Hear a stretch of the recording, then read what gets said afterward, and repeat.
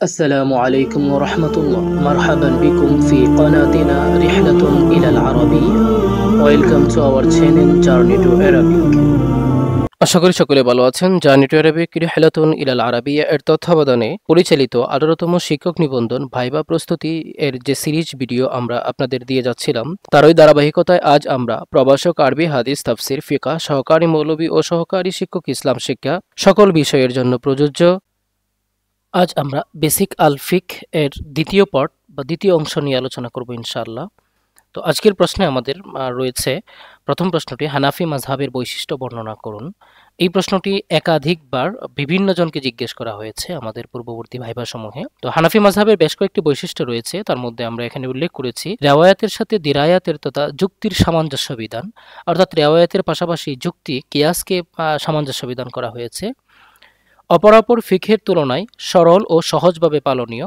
হানাফি ফিকহ অনুযায়ী রাষ্ট্র ও বিচার কার্য পরিচালনা করা অত্যন্ত সহজ ও উপযোগী। বিপরীতমুখী আয়াত ও হাদিসের মধ্যে এমনভাবে সমন্বয় সাধন করা হয়েছে যেন উভয়টির মধ্যে আমল হয়। বাস্তব জীবন ব্যবস্থার অংশ অত্যন্ত সহজ ও সুদৃঢ় ও যুক্তিসম্মত।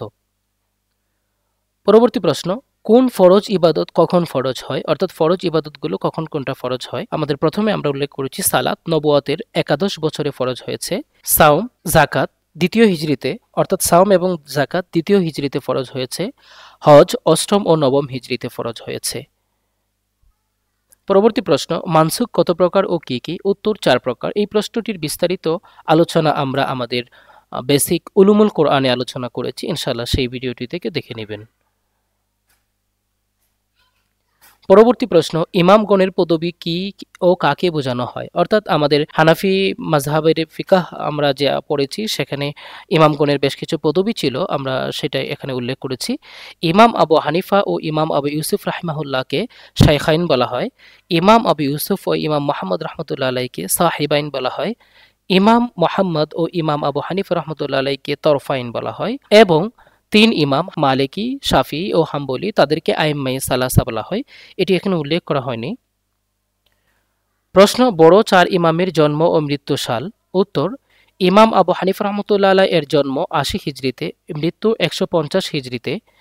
ইমাম মালিক ইবনে আনাস রাহিমাহুল্লাহ জন্ম 93 হিজরি, মৃত্যু 179 হিজরি।